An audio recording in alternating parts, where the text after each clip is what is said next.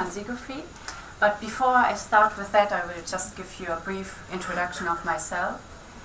So, like usually if I'm talking about myself, I talk about like 4 different areas of my background. And one is like my professional background, or my professional background as a graphic designer. So I started working as a graphic designer in 1998 and founded Mikan Concept and Design. Like this was the name of my studio, or this is the name of my studio. And since then I'm working as a graphic designer in any area of print design, for example like information graphics, corporate design, catalog book design, and anything in this category. Then I have my personal background, which is quite important for my book projects. So I understand myself also as an author and designer of books. And as I'm Japanese-German, somehow I'm talking about Japanese culture for German readership. Like until I came to Hong Kong in 2010, or I moved to Hong Kong in 2010, I was always based in Germany, so there was always a need to talk about Japanese cultural issues or cultural things to a German readership. So I published by now 7 books, and 6 of them are talking about Japanese culture, like tea culture, like about Japanese paper making, or even table manner.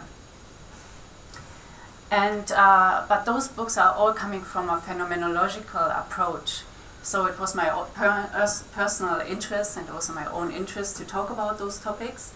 But of course, like somehow it is more edutainment in a way, so not really extremely serious. So I thought I would like to have another attempt and find a new way to talk about things. And so I started a PhD in 2008 and I submitted it last year.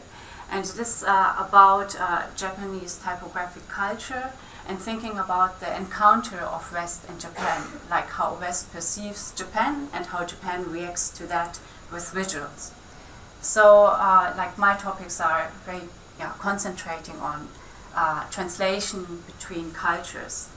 Since 2010, I'm an assistant professor at the Academy of Visual Arts in Hong Kong. And there I'm teaching typography, book design, information design, and doing research in the area of typography. So today the topic I'm talking about is also in this area. So I named it Hanzigraphy, typographic translation between Latin letters and Chinese characters. Strongly connected to my research for my PhD, I read also different theories about like how linguists think about, for example, Japanese writing system or about the Chinese writing system. And I've read Christian Stetter, a German linguist.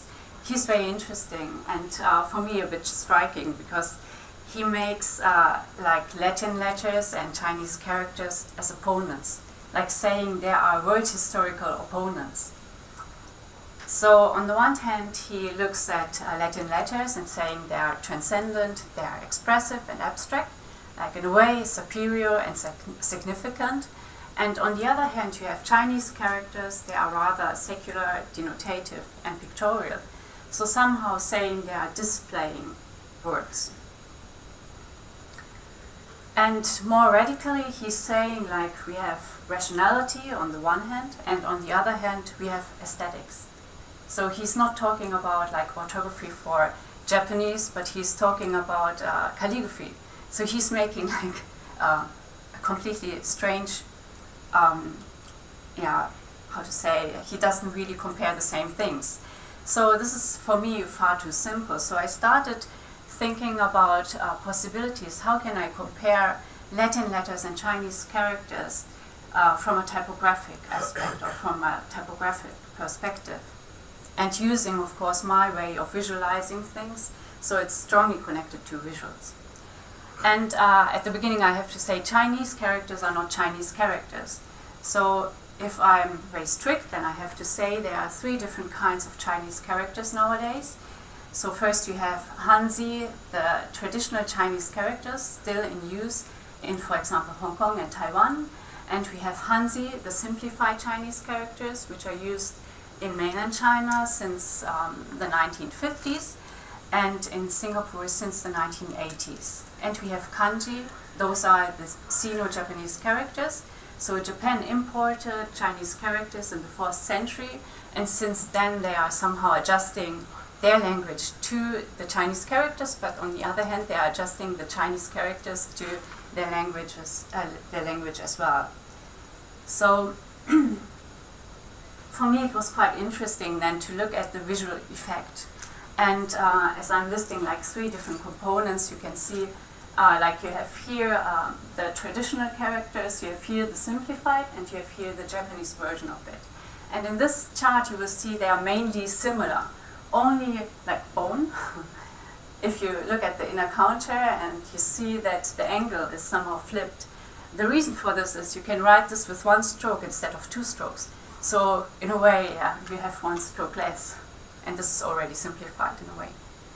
And then you have kanji or hanzis in the case when the traditional one and the Japanese one is almost matching. They have some differences, but not so many as, for example, the simplified ones. And you have cases where you see step by step. Like the most complex is the traditional one, then you have the kanji, and the very simplified versions are the simplified characters. This one shows kind of big similarity between all the 3, but still like the Chinese versions are almost same, so they didn't change so much, or they didn't change at all. And you have the Japanese, which are a little bit more simplified. Also, when I talked to a Chinese typeface designer, he said like Japanese like to make like 1 straight horizontal line instead of 2 dots. Like this seems to be a tendency. I don't know. Maybe I have to look at this more closer. And you have cases when the simplified and the Japanese is very close to each other.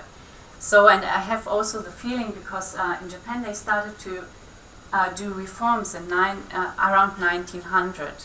And they published like the first set of a chart of kanjis in 1920s. So I think the Chinese government might have seen the Japanese reforms and maybe adjusted to that, but this is just my theory. Another interesting topic as a graphic designer is the idea of classification. So if you are using multiple languages and you want to match it, like I was often asked by my clients, how can I match Latin with Japanese or Latin with Korean? So then you come up with the idea of classification. And there's this question of, can you bring them together and compare them? So I had to look at different classification systems. And somehow, I thought like Indra Kupferschmidt's classification has a strong connection to one Japanese classification system of Komiyama Hiroshi. And I will show you how. So if you look at the x-axis, so I divide it into an x-axis and a y-axis. So you can see on the one hand a modulation of stroke. So this is talking about whether the stroke strength is changing, whether you have, for example, serifs or non-serifs, and how are the endings. And here's, I think, somehow a connection between it, because you can compare serif and mincho, or songti in Chinese, and you can compare sans serif with Gothic. You can compare handwriting with brush. But for using it for my idea, I wanted to change handwriting to analog. So I'm using now Kupferschmidt's terminology and somehow including mine.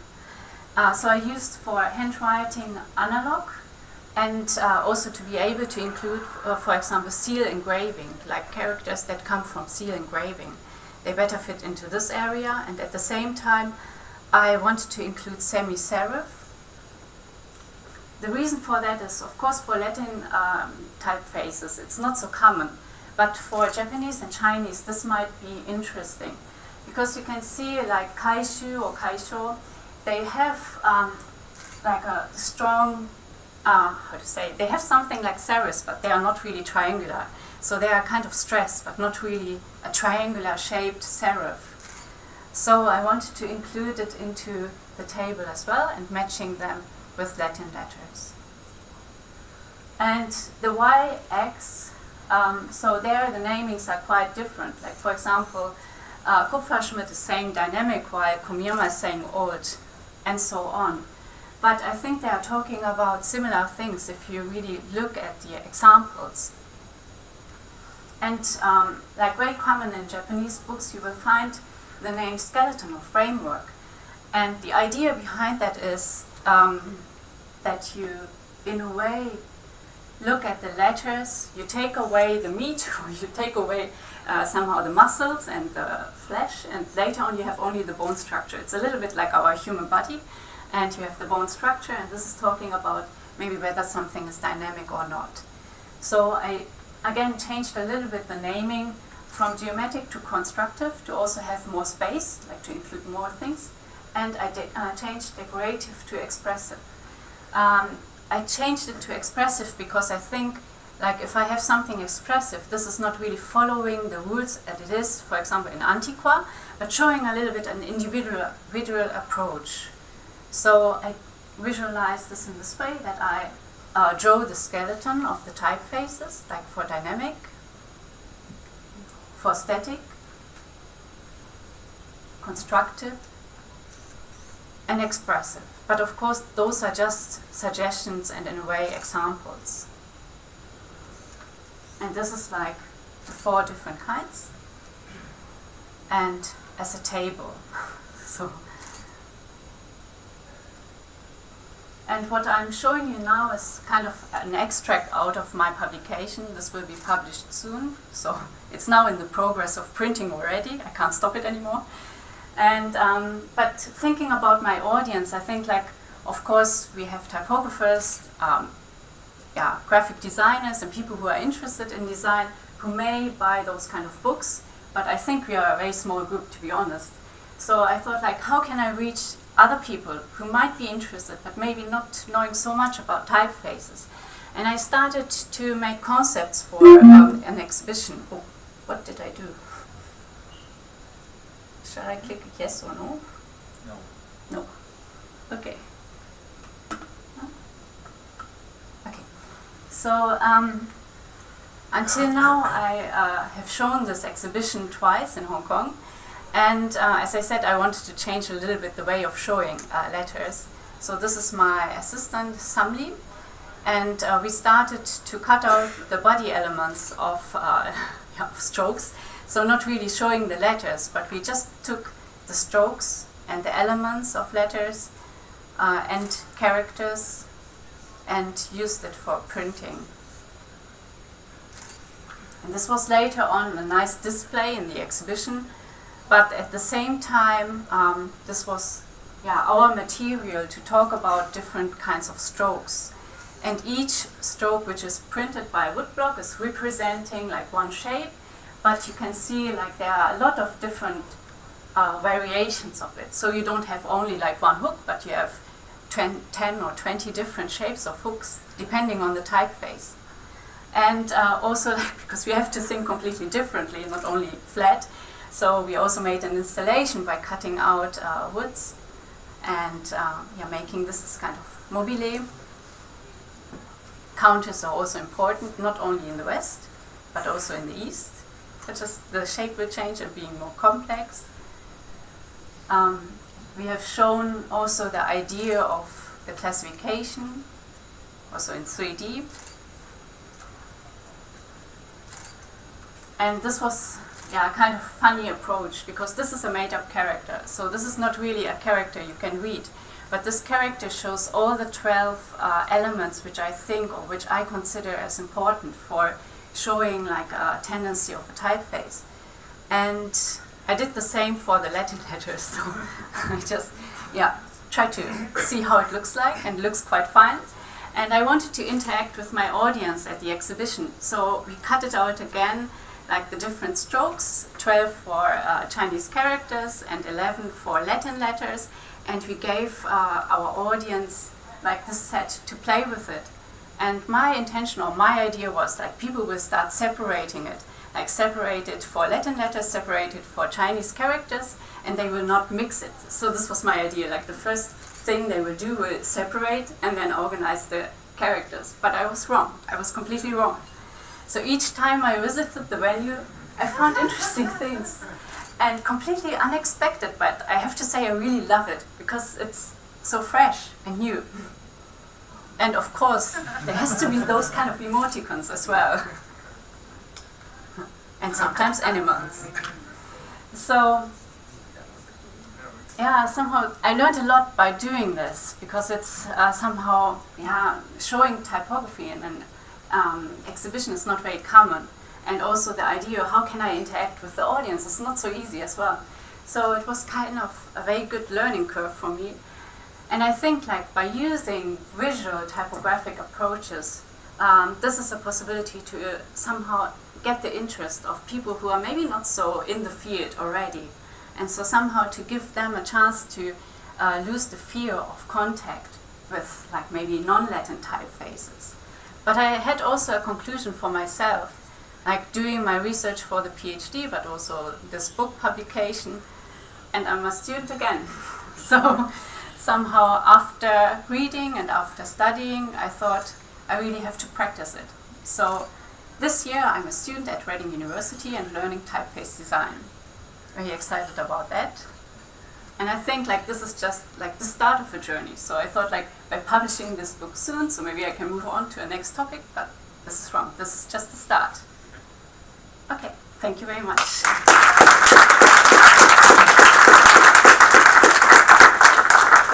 Any questions? Thank you very much.